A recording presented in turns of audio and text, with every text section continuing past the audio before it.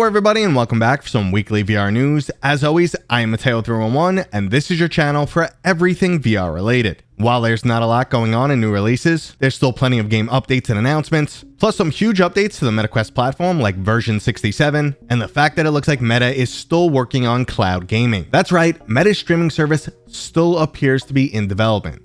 Now we'll get into all of that and much more in today's video, and there are of course links and timestamps if you want to skip ahead, but before we jump in, this video is brought to you by my sponsor, Kiwi Design. Kiwi has accessories for all of your favorite headsets, and they finally started releasing some new products for the Quest 3. On screen we have their brand new extra comfy Quest 3 Elite strap. I've been using head straps from Kiwi for years now, and they're hands down my favorite. There's a link to Kiwi down in the description, and don't forget to use discount code Mateo311 for 5% off and to help support my channel.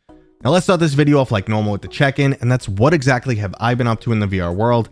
And unfortunately, it's not much. I'm leaving on vacation in about 3 weeks. I'm going to be gone for like 16 days. So I'm trying to get some content prepared for when I'm gone to keep you guys entertained. Now, on top of that, I am still jumping into Asgard's Wrath a bit, trying to make my way through Zero Caliber 2.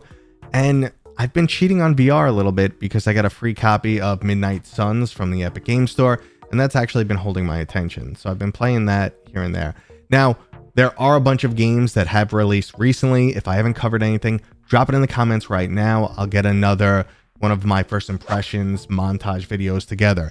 So let me know a bunch of games you want to see covered that recently released. So let's just move right into game updates. And I think a great way to start is with a little bit of a recap for the Upload VR showcase. Unfortunately, I will say it was a bit of a bust, and the most exciting games that were showcased we've already seen before. This includes the Dungeon Keeper style game Underworld Overseer, the first-person shooter that's super hot in reverse, Cold VR, and of course the Call of Duty style shooter Zero Caliber 2 that I've just been talking about so much lately. Now on the good side, the Upload VR showcase didn't suffer from any audio issues, which has plagued them in the past, so that was nice.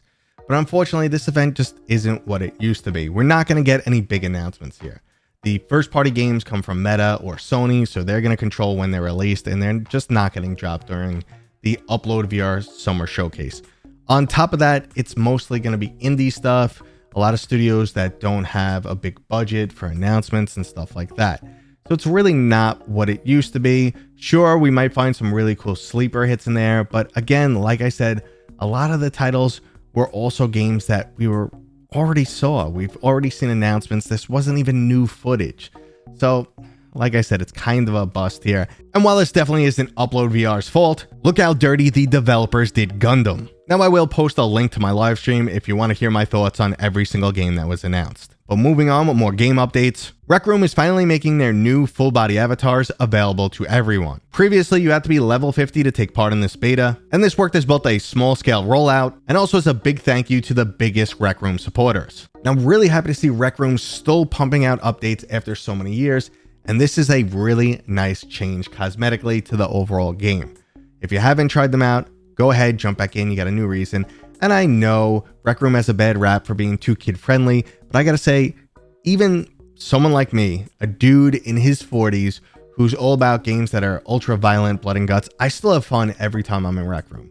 So don't knock it until you tried it, but let's move on to another game that I absolutely love, and that's Asgard's Wrath 2. I honestly can't believe how many updates Sunzaro keeps pushing out for this title, and we once again have a brand new cosmic event to explore. Now there's definitely nothing game-changing here, but it does give you an excuse to jump back in and unlock some new armor and weapons, plus some additional cosmetics. I know Asgard's Wrath 2 is not everyone's favorite game like me, I totally get it, things are subjective, but you gotta admit that they just pack so much content into this game, and they just keep giving us more, a new reason to jump back in, and it honestly has just an insane amount of replayability. But let's move on to even bigger stories, starting with Meta officially working with Live for capturing content from the Meta Quest. Now, if you're not familiar with Live, this is an OG VR application that was designed for creating mixed reality content. Pretty much any cool trailer you've seen that blends the real world with the virtual world was most likely done with the help of Live. There's also some really cool additional features in there, like being able to add custom avatars or adding real-time motion smoothing to your clips. Now, what has me most excited is the fact that this is kind of a new era for Meta. Previously, they just wanted control of everything, but now they're pulling a 180 and they're acknowledging that some companies are doing things a lot better than them. And rather than just saying, hey, we're going to just absorb you or attempt to absorb you, which they've tried many times before. Now they're like, you know what? We're going to partner together. We're going to work together. You guys are doing something great, and you could help make the Quest even better with this feature. So in the near future, thanks to this partnership, both developers and content creators will have access to these tools to help create some of the best VR content imaginable. I've used Live in the past, tried to do some mixed reality content, and ultimately it just wasn't for me. There was a little bit too much friction, and my channel really didn't need that type of content. But if it's even easier to use and could add a little something to the channel, yeah, I'm definitely going to try it out.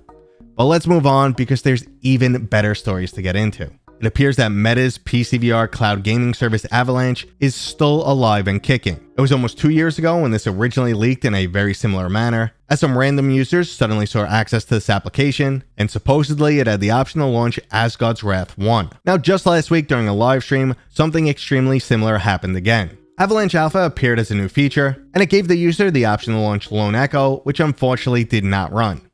Now, I would absolutely love for Meta to get into cloud PCVR game streaming. There's just so much quality out there that just Quest users never get to experience.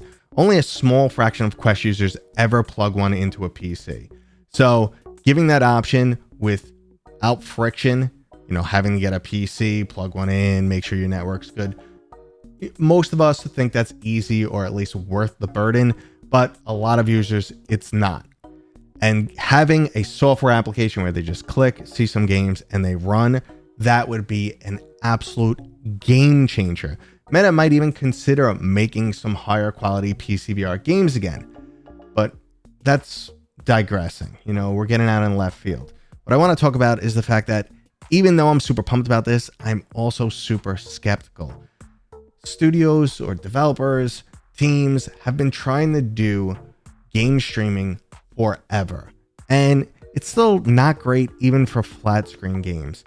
And when it comes to VR, latency is just so much more important, because if latency is high, you're gonna make people sick. So I'm skeptical. I don't think the United States internet infrastructure can handle this, so it's going to be hit or miss based on where you are in the country. You also need to be relatively close to a data center to make sure that latency stays low. I don't know. I'm skeptical. Honestly, Amazon tried this and they failed. Microsoft does a decent job. I've used Xbox Cloud Gaming on my Quest to satisfactory results. It runs well enough. The games are playable. The games are good. It's like a mobile, Xbox streaming platform. However, playing something like Hi-Fi Rush, which is a rhythm game, the latency is too high and it's like nearly impossible to hold the rhythm. So obviously I'm still skeptical because people barely pull off streaming flat screen games, but I really hope that Meta is eventually able to pull this off. But something they have been able to pull off right now is a much overdue update to their user interface. Version 67 is finally allowing you to undock your screens and both move and resize them any way you want. Meta's been pushing the whole work in VR or, wear your headset for pretty much everything angle. And the fact that you couldn't control your screens just went completely against that. So now it makes sense. You can have it set up like you want. A screen off to the side here for like something like your chat. And then emulate your main work screen. It also has a better integration with keyboard and mouse now. So they are really moving in the right direction. It feels good. It's solid. And this will start rolling out this week. Now, Meta does this really weird thing where they have a release date, but not everyone gets it. It just randomly rolls out to people, but you should see the update soon. So look forward to that. And that was today's video. I hope you guys enjoyed it. If you did, you know what to do. Thumbs up. If you're new here, please consider subscribing. And as always, I'll see you guys on next time.